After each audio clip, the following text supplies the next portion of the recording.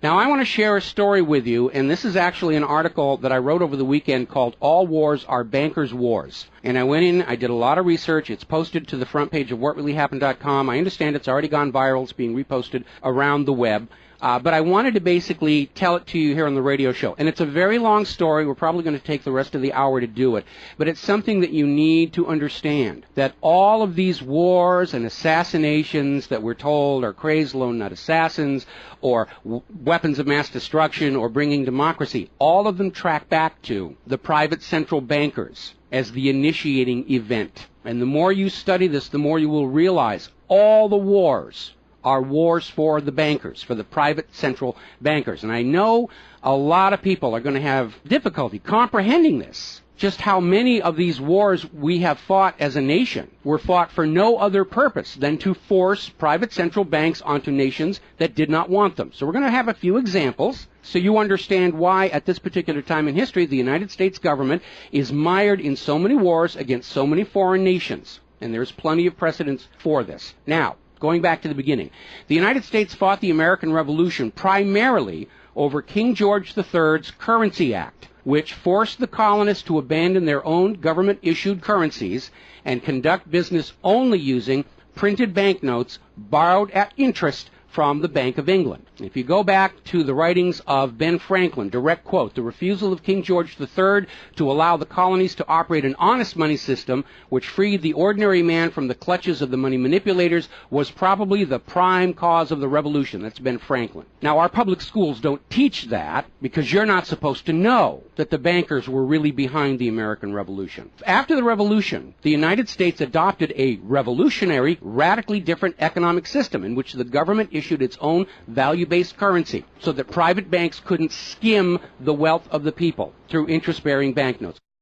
So the American Revolution was fought primarily to free the American people from King George III's Currency Act, which ordered them to conduct all business using printed banknotes borrowed at interest from the Bank of England. So the Bank of England was just, raking in wealth from the labor of the American people in exchange for ink and paper. And that fueled the anger that led to the American Revolution. Your public schools don't spend a lot of time on that, but that was really what it was all about. So the revolution was over, the United States was born, but the private bankers are nothing if not dedicated to their schemes to acquire other people's wealth, and they knew full well how easy it is to corrupt a nation's leaders. Now, just 1 year after Mayer Amschel Rothschild had uttered his infamous, "Let me issue and control the nation's money, and I care not who makes the laws," private bankers succeeded in setting up a new private central bank called the First Bank of the United States, largely through the efforts of the Rothschilds' chief supporter in the United States, Alexander Hamilton. Now, this First Bank of the United States was founded in 1791, and by the end of its 20-year charter, the First Bank of the United States had almost ruined the nation's economy while enriching the bank's owners. As a result, Congress refused to renew the charter and signaled their intention to go back to a state-issued, value-based currency on which the people paid no interest at all to any banker. This resulted in a threat from Nathan Mayer Rothschild against the U.S. government. Quote, "Either the application for renewal of the charter is granted, or the United States will find itself involved in a most disastrous war." End quote. Congress still refused to renew the charter for the First Bank of the United States, whereupon Nathan Mayer Rothschild railed, quote, "Teach those impudent Americans a lesson. Bring them back to colonial status." End quote. Financed by the Rothschild-controlled Bank of England, Britain then launched the War of 1812 to recolonize the United States and force them back into the slavery of the Bank of England's banknotes, or to plunge the United States into so much debt they would be forced to accept a new private central bank. And the plan worked. Even though the United States won the War of 1812, Congress was forced to grant a new charter for yet another private bank, issuing the public currency as loans at interest, the Second Bank of the United States. Once again, private bankers were in control of the nation's money supplied and cared not who made the laws or how many British or American soldiers had to die for it. So once again, the nation was plunged into debt, unemployment, poverty by the predations of the private central bank, and in 1832, Andrew Jackson successfully campaigned for his second term as president under the slogan, "Jackson and no bank." True to his word, Jackson succeeded in blocking the renewal of the charter for the Second Bank of the United States of America. And this was where that famous quote came from Andrew Jackson. Quote, "Gentlemen, I too have been a close observer of the doings of the Bank of the United States. I have had men watching you for a long time, and I am convinced that you've used the funds of the banks to speculate in the breadstuffs of the country. When you won, you divided the profits amongst you, and when you lost, you charged it to the bank. You tell me that if I take the deposits from the bank and annul the charter, I shall ruin 10,000 families. That may be true, gentlemen, but that is your sin. Should I let you go on, you will ruin 50,000 families, and that would be my sin. You are a den of vipers and thieves. I've determined to rout you out, and by the eternal God, I will rout you out. End quote. Andrew Jackson. Shortly after the charter for the Second Bank of the United States expired, there was an assassination attempt on Andrew Jackson, and it failed when both pistols used by the assassin, Richard Lawrence, failed to fire. Later on, Lawrence explained the motive for the assassination by saying that with President Jackson dead, money would be more plenty. So it was an assassination motivated by the interests of the bankers. Now, our public school system is as subservient to the bankers' wishes to keep certain history from you, just as the corporate media is subservient to Monsanto's wishes to keep the dangers of GMOs from you, and the global warming cult's wishes to conceal from you the fact that Earth has actually been cooling for the last 16 years.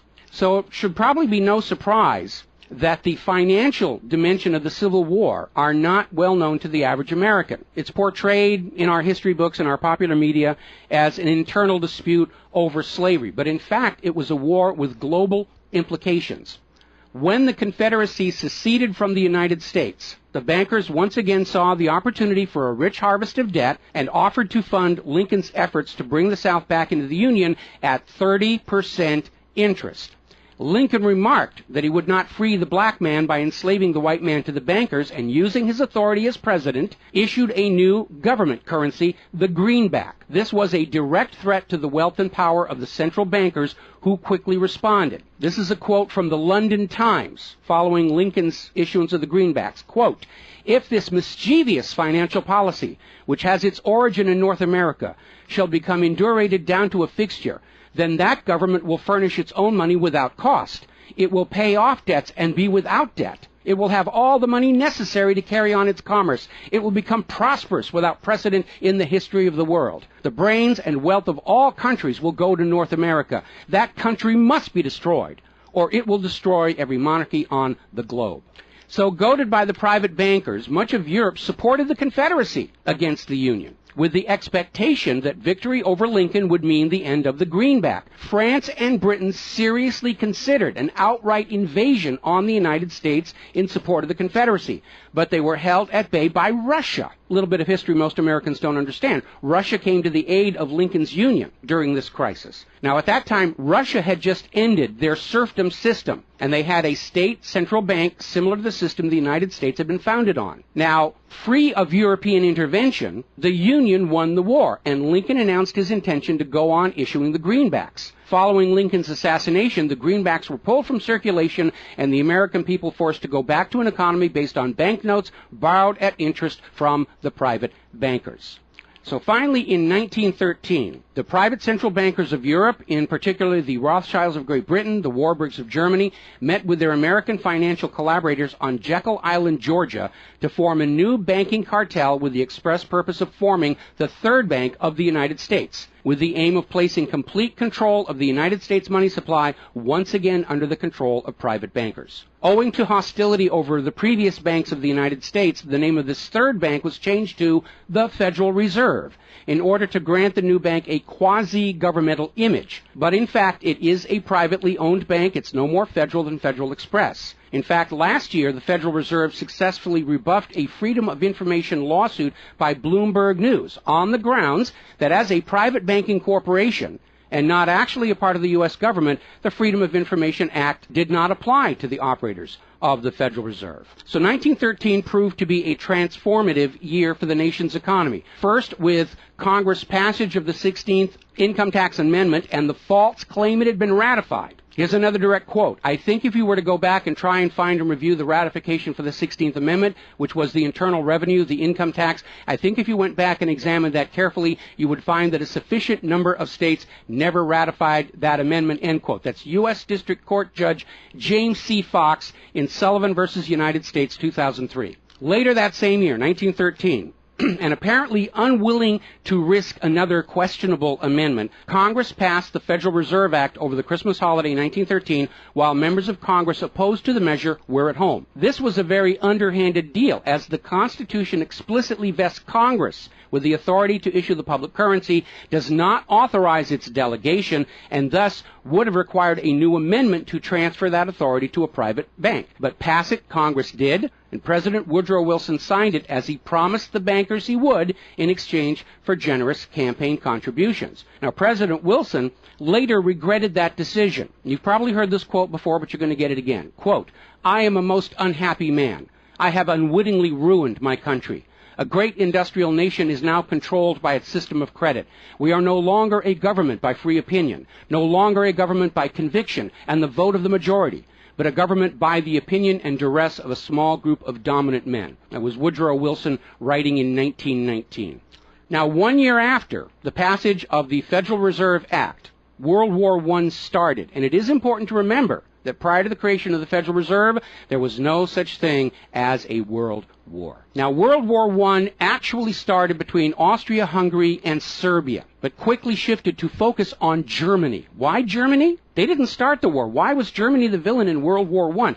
Well, the real reason was their industrial capacity was seen as an economic threat to Great Britain. Great Britain's pound was already in decline at the time because too much economic emphasis was on banking and finance, and not enough was on agricultural development, industrial development, and infrastructure. It's very much like the situation we have in the United States right now. All the financial operatives, they want to play the Wall Street games, and other parts of the economy are being neglected. We've lost a great deal of our manufacturing. We're not the agricultural exporter we used to be because everybody's over there at Wall Street playing in that giant open-air casino. Now, pre-war Germany did have a private central bank, but it was under strict control by the German government to keep inflation at reasonable levels and to make sure that all of the German economy was being properly funded, just like Putin did with their central bank about a month ago. Under government control by the German government, investment was guaranteed to internal economic development, and as a result, Germany had become a major manufacturing technological power. They were exporting products that Great Britain could not compete with. So in the media of the day, Germany was portrayed as the main opponent of World War I. And not just defeated, it was flattened. Now, following the Treaty of Versailles, Germany was ordered to pay the war costs of all the participating nations, even though Germany had not started that war. This amounted to 3 times the value of all of Germany itself. Germany's private central bank, to which the German government had gone deeply into debt to pay the cost of the wars, was allowed to break free of government control. That led to the massive inflation of the Weimar Republic, followed, permanently trapping the German people in endless debt. And money speculators were running rampant, and it led to these situations where you had literally a whole basket full of paper notes to get a loaf of bread. Now, when the Weimar Republic collapsed economically, it opened the door for the National Socialists to take power. Their first financial move was to issue their own state currency, which was not borrowed from private central banks. It was based on a unit of value, not a unit of debt. Freed from having to pay interest on the money in circulation, Germany blossomed and quickly began to rebuild its industry. It was an amazing transformation to see. The media called it the German miracle. Time magazine lionized Hitler for the amazing improvement of life for the German people and the explosion of German industry, and they even named him Time magazine's Man of the Year in 1938. And then once again, Germany's prosperity and freedom from a private central bank loaning the public currency at interest became a threat to other nations and other powers. I have a couple of quotes here from Winston Churchill that tells you what was really going through the minds of Europe in the years leading up to World War II. Quote, "Should Germany merchandise again," which means do business, "should Germany merchandise again in the next 50 years, we have led this war, World War I, in vain." That was Winston Churchill writing in the Times in 1919. Another quote, "We will force this war upon Hitler if he wants it or not," end quote. Winston Churchill in a 1936 radio broadcast. Quote, "Germany becomes too powerful. We have to crush it," end quote. Winston Churchill in November 1936 speaking to U.S. General Robert Wood. Quote, "This war is an English war, and its goal is the destruction of Germany." Winston Churchill, autumn 1939 broadcast. So it was all about economics and profitability. Now, Germany's state-issued value-based currency was also a direct threat to the wealth and power of the private central banks around the world. And as early as 1933, they started to organize a global boycott against Germany to strangle this upstart ruler who thought he could run his nation without a private central bank. Now, as had been the case in World War I, Great Britain and other nations threatened by Germany's economic power looked for an excuse to go to war. And as public anger in Germany grew over the boycott, Hitler foolishly gave them that excuse. Years later, in a spirit of candor, the real reasons for the war were made clear. Quote, "The war wasn't only about abolishing fascism, but to conquer sales markets. We could have, if we had intended so, prevented this war from breaking out without doing one shot, but we didn't want to." End quote. Winston Churchill to Harry Truman, March 1946. One more quote here. Quote, "Germany's unforgivable crime before World War II was its attempt to loosen its economy out of the world trade system and to build up an independent exchange system from which the world finance couldn't profit anymore. We butchered the wrong pig." End quote. Winston Churchill writing in his book, The Second World War. Now, a little side note, we're going to actually step back in time to the years before World War II. A little bit of history a lot of Americans are still completely unaware of. And it involves a gentleman by the name of Marine Corps Major General Smedley Butler. In 1933, Wall Street bankers and financiers had bankrolled the successful rise to power of Hitler and Mussolini. Brown Brothers Harriman in New York, and they're still there. I saw them when I was there for the 9/11 anniversary. They were financing Hitler right up to the day war was declared with Germany. And these Wall Street financiers decided that a fascist dictatorship in the United States, based on the one Mussolini had in Italy, was going to be far better for their business interests than Roosevelt's New Deal, which threatened massive wealth redistribution to recapitalize the working and middle classes of America. So the Wall Street tycoons recruited General Butler to lead the overthrow of the U.S. government and install a Secretary of General Affairs who would be answerable to Wall Street and not the people, would crush social unrest and shut down all the labor unions. General Butler pretended to go along with the scheme, but then exposed the plot to Congress. So they recruited Marine Corps Major General Smedley Butler to lead this coup d'etat because Butler was very popular with the soldiers, and his image as part of this move would help convince the military this was the right thing to do. Now, to his credit, Major General Smedley Butler, remembering his oath to the Constitution, pretended to go along with the scheme, but then exposed the plot to the United States Congress. Congress, then as now in the pocket of Wall Street bankers, refused to act. When Roosevelt learned of the planned coup, he demanded the arrest of the plotters, but the plotters simply reminded Roosevelt that if any one of them were sent to prison, their friends on Wall Street would deliberately collapse the still fragile U.S. economy and blame Roosevelt for it. So Roosevelt was unable to do anything about this attempted coup d'etat until the start of World War II, at which time he prosecuted many of the plotters under the Trading with the Enemy Act. Now, mostly it was glossed over. Oh, it's just a rumor, unfounded, it's wacko conspiracy theory. But in 1967, the congressional minutes of Smedley Butler's revelation to Congress of the coup were finally released to the public. You ever see this movie 7 Days in May, Kirk Douglas and Burt Lancaster, about an attempted military takeover of the United States of America? It was based loosely on this story. But of course, in the movie, the bankers being behind the Burt Lancaster character was completely removed from the script here. Now, Smedley Butler is also famous for writing a work called War is a Racket. And I would like to read you a quote from that. Quote, "I spent 33 years and 4 months in active military service as a member of our country's most agile military force, the Marine Corps. I served in all commissioned ranks from second lieutenant to major general. And during that period, I spent more of my time being a high-class muscle man for big business, for Wall Street, and for the bankers. In short, I was a racketeer, a gangster for capitalism. I suspected I was just part of a racket at the time. Now I'm sure of it. Like all members of the military profession, I never had an original thought until after I left the service. My mental faculties remained in suspended animation while I obeyed the orders of the higher-ups. This is typical with everyone in the military service. Thus, I helped make Mexico and especially Tampico safe for American oil interests in 1914. I helped make Haiti and Cuba a decent place for the national City bank boys to collect revenues in. I helped in the raping of half a dozen Central American republics for the benefit of Wall Street. The record of racketeering is long. I helped purify Nicaragua for the International Banking House of Brown Brothers in 1909 through 1912. I brought light to the Dominican Republic for American sugar interests in 1916. In China in 1927, I helped see to it that the Standard Oil went its way unmolested. During those years, I had, as the boys in the back room would say, a swell racket. I was rewarded with honors, medals, and promotion. Looking back on it, I feel I might have given Al Capone a few hints. The best he could do was operate his racket in 3 city districts. I operated on 3 continents. General Smedley Butler, former U.S. Marine Corps Commandant, and he wrote that in 1935. So, now moving forward here. As president, John Fitzgerald Kennedy understood the predatory nature of private central banking. He understood why Andrew Jackson fought so hard to end the Second Bank of the United States.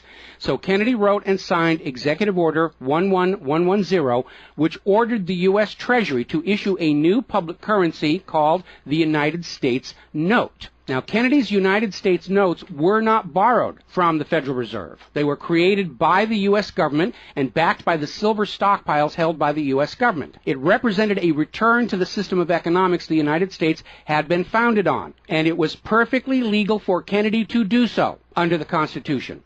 All told, some $4.5 billion went into the public circulation, which eroded interest payments to the Federal Reserve and loosened their control over the nation. 5 months after signing Executive Order 11110, John F. Kennedy was assassinated in Dallas, Texas, and the United States notes pulled from circulation and destroyed.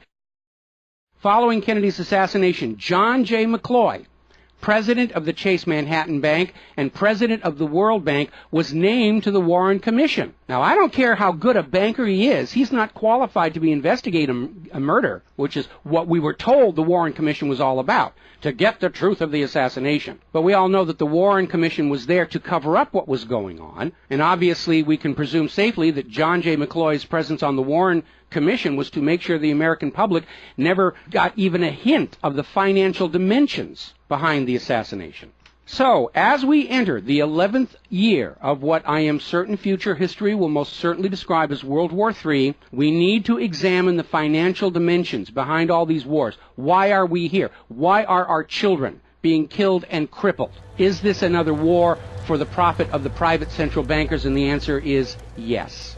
Now, toward the end of World War II, when it became obvious that the Allies were going to win and dictate the post-war political environment, the major world economic powers met at Bretton Woods, a luxury resort in New Hampshire, in July of 1944, and they hammered out the Bretton Woods Agreement for International Finance.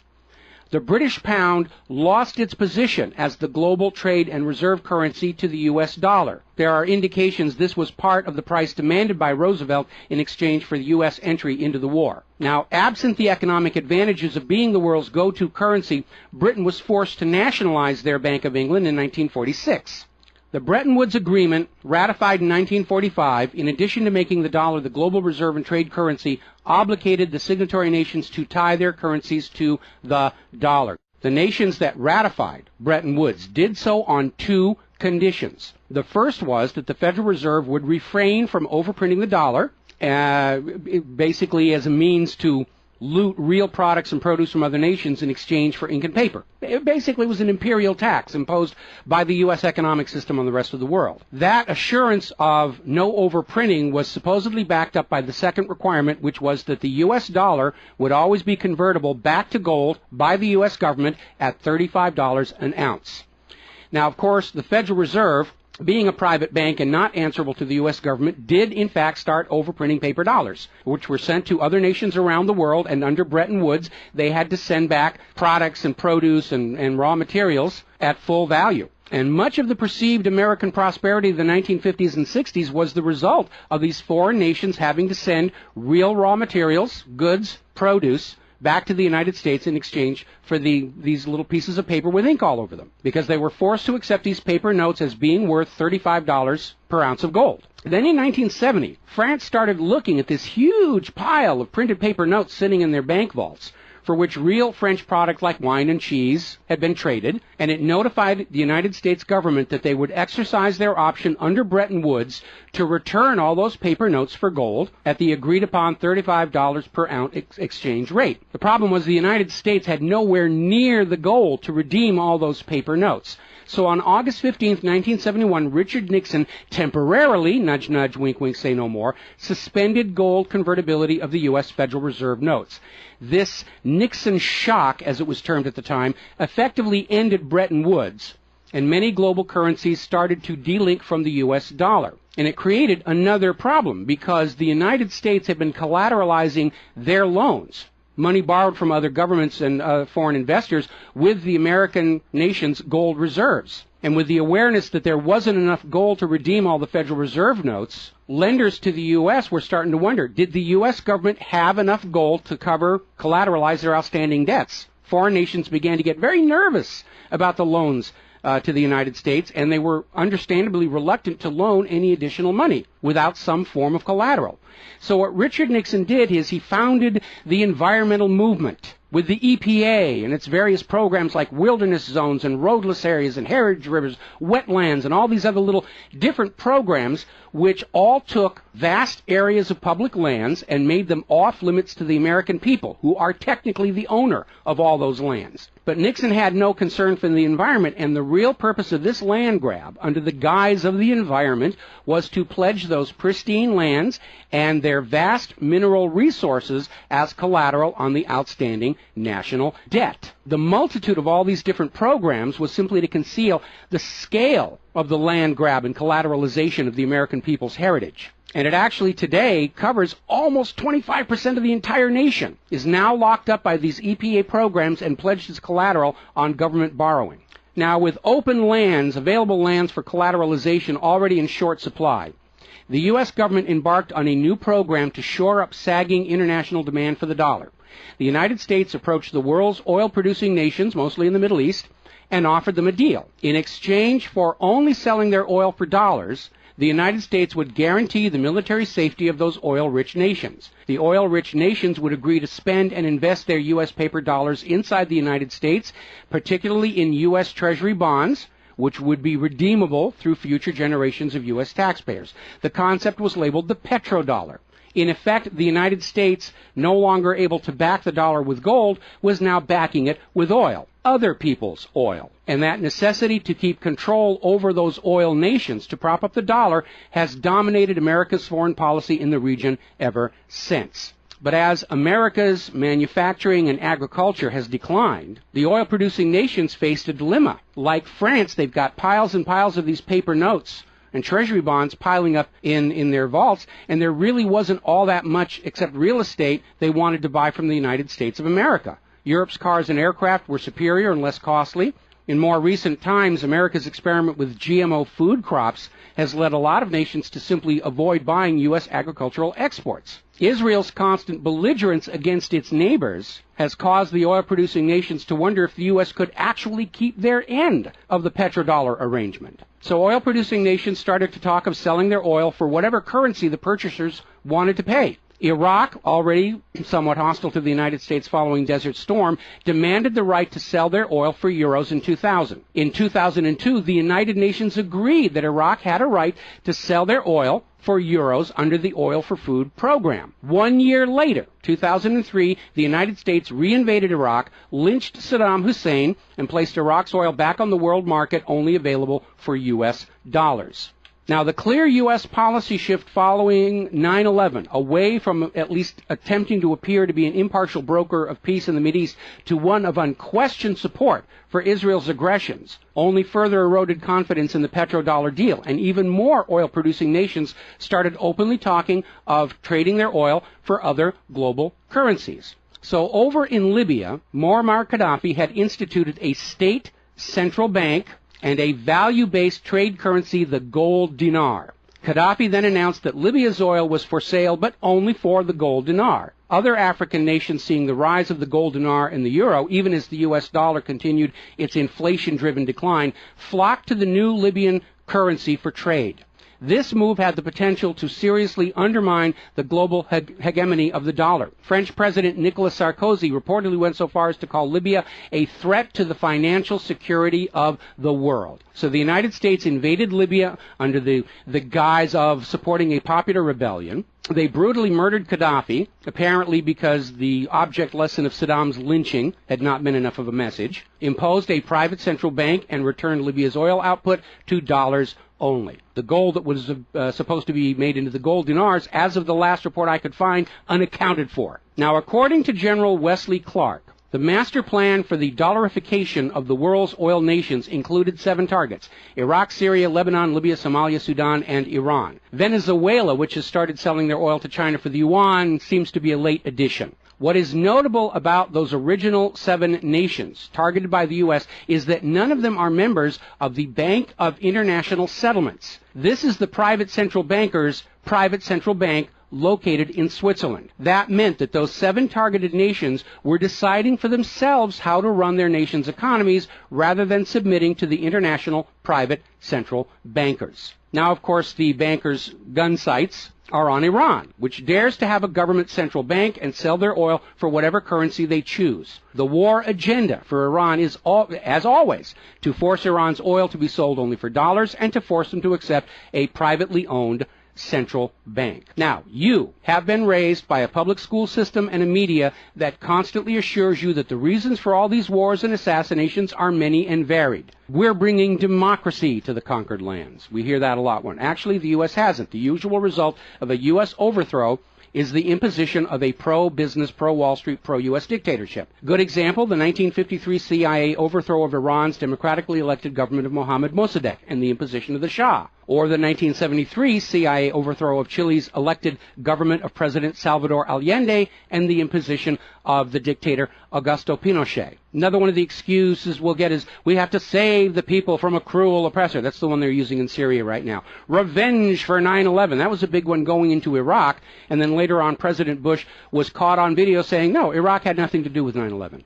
And behind all of them, that tired, worn-out, catch-all excuse for invasion, weapons of mass destruction. Assassinations are always passed off as crazed lone nuts to obscure the real agenda. And the real agenda of the bankers is very simple. It is enslavement of the people by creation of a false sense of obligation. Now, that obligation is false because the private central banking system by design creates more debt than money with which to pay the debt. There is no way out the way it's set up. It's impossible to escape as long as you're playing by their rules. And you need to understand, private central banking is not science. It is a religion. It's a set of arbitrary rules created to benefit the priesthood, meaning the bankers, and it is supported only because people believe this is the way it's supposed to be.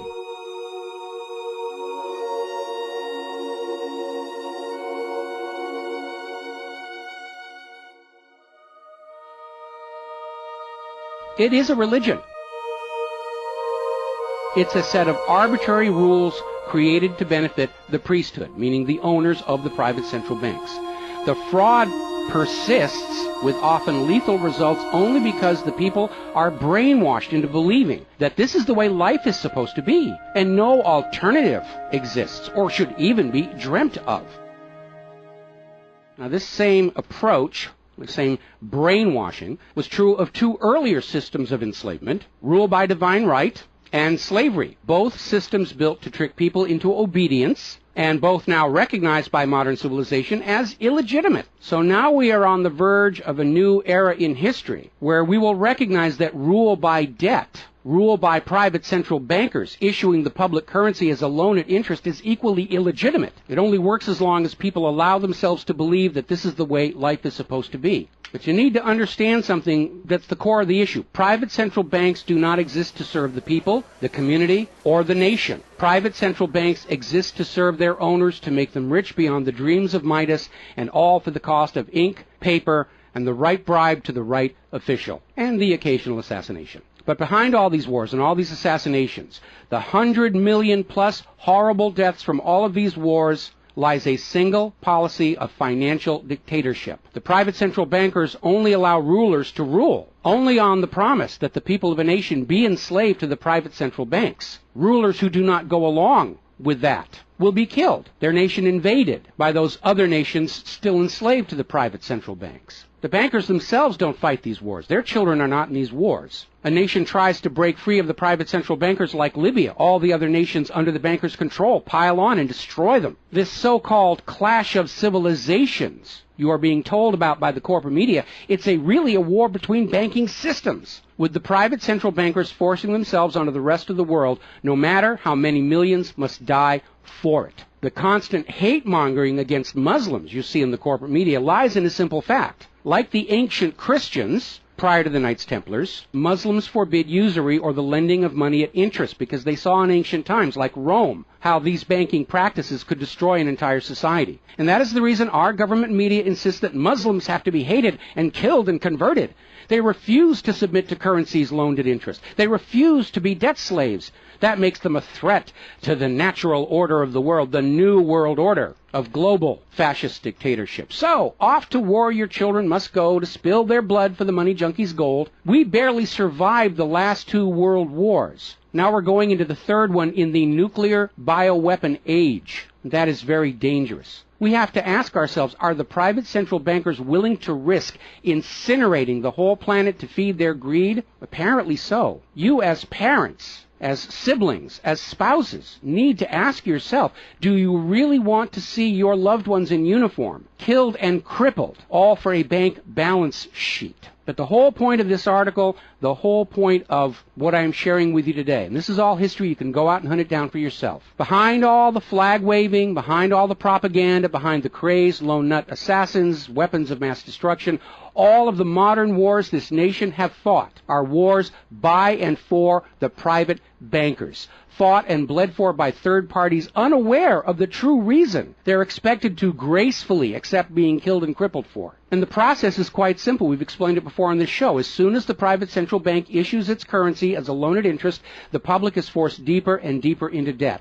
When the people are reluctant to borrow anymore, that's when the Keynesian economists demand the government borrow more to keep the pyramid scheme working. When both the people and the government refuse to borrow anymore, that is when the large wars get started, to plunge everyone even deeper to debt to pay for the war, and then after the war to borrow even more to rebuild. And when these horrible wars are over, the ordinary people have basically what they had before the war, except their graveyards are a lot larger, and everyone is in debt to the private bankers for the next century. That is why Brown Brothers Harriman in New York was funding the rise of Adolf Hitler, because war is the bankers' richest harvest.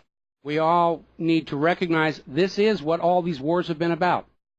Private central banking, enlarging their domain, imposing their will on nations that do not want it, imposing their system on the rulers of nations who do not want it. Bribery, blackmail, assassination, they will do anything to maintain their stranglehold on the productivity of the world's people. And as long as private central banks are allowed to exist, inevitably, as the night follows the day, there will be poverty, hopelessness, millions of deaths in endless world wars until the earth itself is sacrificed in flames to Mammon. The path to true world peace lies in the abolishment of all private central banking everywhere and a return to the state-issued, value-based currencies that allow nations and people to become prosperous through their own labor and development and efforts. Now, I mentioned the Knights Templars.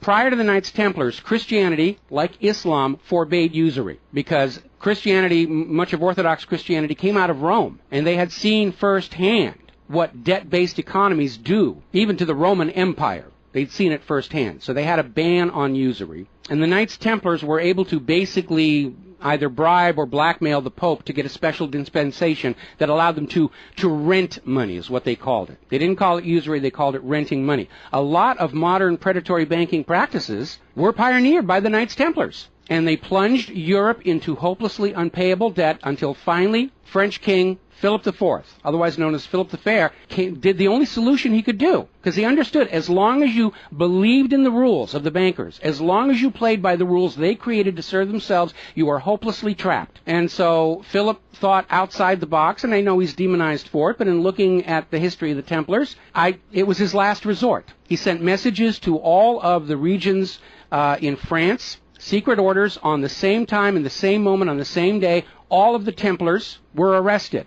and their commanderies, which is what they called their banks, were broken into, looking for looted wealth. They didn't find a lot of it. It was a paper empire, just like the Federal Reserve is. It's all based on paper. There's nothing of any real value there. It's all paper notes. And he sent the Templars to prison and execution, except for Scotland and Portugal, where the Pope and King Philip IV really didn't have a lot of control. I think that the governments of the world, looking at the situation, looking how close we are to seeing this current world conflict emerge into a full-blown global thermonuclear war, that maybe they need to start thinking about the wisdom of King Philip the Fair and say it's time to simply grab all these private central bankers all at the same time so they can't simply skedaddle from one nation to another and come back and try the same thing again, as they will inevitably do, because these people are addicts. They're hopelessly addicted to other people's money. It's why we call them money junkies. When we see somebody who's addicted to cocaine or methamphetamine or heroin, and we can easily see how they're destroying their home and community around them. Now we need to look at these money addicts and look at how they're destroying the entire world around them. And it's time for an intervention. It's time for us to become private central banking heretics, to stop believing that this is the way life is supposed to be, because it isn't. It isn't even the way the United States was actually started. And they're trying as hard. Look at the destruction of our nation. We used to be the world's greatest nation. Now the most generous estimate is we're down to number 16 and still falling. And yet, despite the destruction to our nation, its infrastructure, its children, its quality of medical care, the quality of its manufacturing output, we still are compelled somehow to go out and force this same banking system onto the rest of the world at the point of a bayonet. Does that make any sense at all? Not to a rational human being. To a money junkie, yeah, it's perfect. But we're really at a crisis point in history. And the first step to resolving that crisis, to not let it go any further into a potential nuclear war, is to recognize that private central banking, ruled by manufactured illusion of debt, is no more legitimate a system of governance than rule by divine right or rule by slavery. We all need to recognize the true cause of all the pain and suffering and wars. It's not the terrorists, it's not Al-Qaeda. These are just distractions and set pieces put in front of your eyes so you can't see the very clear pattern behind much of modern human history. It's a war of banking systems, with the predatory private central banks seeking to eradicate any nation and any ruler that would dare try and operate their economy outside the control of the private central bankers. That's the real cause for the war. Is it something you're willing to fight and die for, to support these private central bankers? Is it something you're willing to let your sons and daughters and brothers and sisters be blown to bloody bits for, so the money junkies can have their latest fix, just a little tiny bit more gold or a little larger number on the bottom of that brokerage statement, so they can have today's thrill, their fix of money that is bought with the blood of your children? I don't think so. But the time has come to point out what really is the cause of all causes behind all the wars and suffering that our planet is having to endure and our people are having to endure. The common enemy of all humankind are private central banks issuing the public currency as a loan at interest. And as history will show, they will do anything, up to and including global wars, to keep their lock on yours and your children's future economic well-being and productivity. We're not a free society. Media will tell us that we're free, but we're not free. We are slaves. Our slave chains are made of paper, and that paper is the Federal Reserve note. Too few of our leaders have tried to stand up to this system of enslavement, usually with lethal results. But if all the people of the world at the same time stand up and say no more private central banks, it will come crashing down, just as slavery did, just as rule by divine right did, and then we'll be embarking on a new era in human history, where the emphasis on social development is on the people and not on the money junkies.